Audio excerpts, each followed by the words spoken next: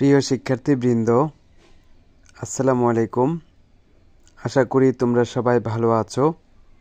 আমিও ভালো আছি। এখন তোমাদের জন্য আমি নতুন একটা ক্লাস নিয়ে হাজির হয়েছি, যেটা ইংলিশ স্পিকিং বা স্পোকেন চর্চার উপরে অত্যন্ত গুরুত্বপূর্ণ। আমরা একে একে 140টি গুরুত্বপূর্ণ ইংরেজি সেন্টেন্স চর্চা করব। ঠিক আছে?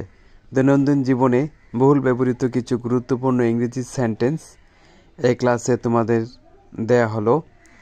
এগুলো নিয়মিত প্র্যাকটিস করলে সকলে ইংরেজিতে কথা বলার সময় খুব সহজে ব্যবহার করতে পারবো ইনশাল্লাহ। তাহলে আমরা নিচের উদাহরণগুলো মনোযোগের সাথে লক্ষ্য করব এবং আত্মস্থ করব।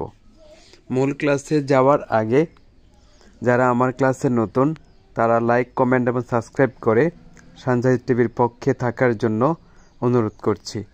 আর যারা পূর্বেই লাইক, কমেন্ট এবং সাবস্ক্রাইব করে দিয়েছো, তোমাদেরকেও আন্তরিক অভিনন্দন।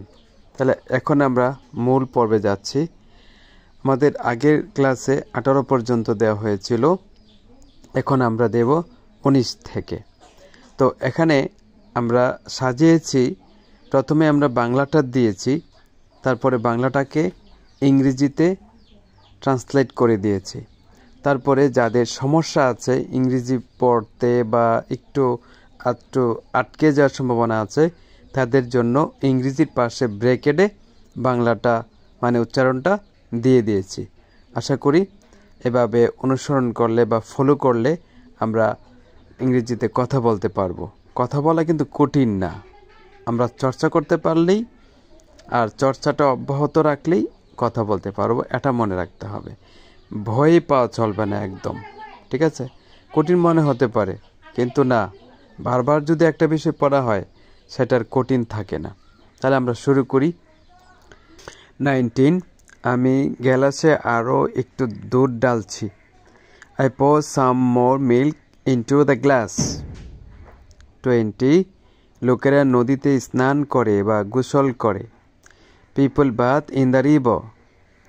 21, শিশুটি পুকুরে পড়ে গেল। The child fall into the pond. 22, আপনি কেন চেয়ারে বসেন না? Why don't you sit at the chair? 23, তুমি বইটা টেবিলের ওপর কেন রাখোনি? Why did you not place the book on the table? 24, কলমটি ড্রয়ারের মধ্যে আছে। The pen is in the drawer. 25, তিনি নিজের বাড়ির ভিতরে গেলেন। He went into his house. 26, চিঠিটা ডাকে পাঠানো হয়েছিল। The letter was sent by post. 27, এটাকে বাংলা থেকে ইংরেজিতে অনুবাদ করুন। Please translate this from Bengali into English. 28, আমরা কেকটি 4 ভাগে ভাগ করলাম। We divided the cake into 4 parts. 29, উনি ঢাকায় থাকেন, কিন্তু ওর ভাই থাকেন Brahmanbaria. He lives in Dhaka, but his brother lives at Brahmanbaria. 30, আমরা বাংলাদেশের ব্রাহ্মণবাড়িয়ায় থাকি। We live at Brahmanbaria in Bangladesh. 31, Brahmanbaria বাংলাদেশের পশ্চিমে অবস্থিত। Brahmanbaria district is in the west of Bangladesh. 32, Himalaya ভারতের উত্তর দিকে অবস্থিত। The Himalaya are on the north of India. এ হচ্ছে আমাদের আজকের ক্লাস। যদি আমরা এটা নিয়মিত চর্চা করতে পারি তাহলে অবশ্যই ইংরেজিতে কথা বলতে পারবো। আর বন্ধুবান্ধবদের সাথে, ক্লাসমেটদের সাথে এবং শুভাকাঙ্ক্ষীদের সাথে ইংরেজিতে কথা বলতে কিন্তু একদমই ভুল করলে হবে না। কথা অবশ্যই বলতে হবে। মানুষ হাসাহাসি করুক, ভুল হোক, কোনো সমস্যা নেই।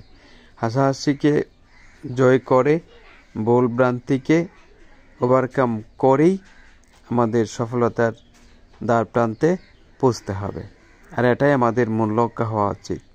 আজকে এ পর্যন্তই, পরবর্তীতে দেখা হবে কোনো একটি নতুন ক্লাসে। সে পর্যন্ত সবাই ভালো থাকো। খোদা হাফেজ।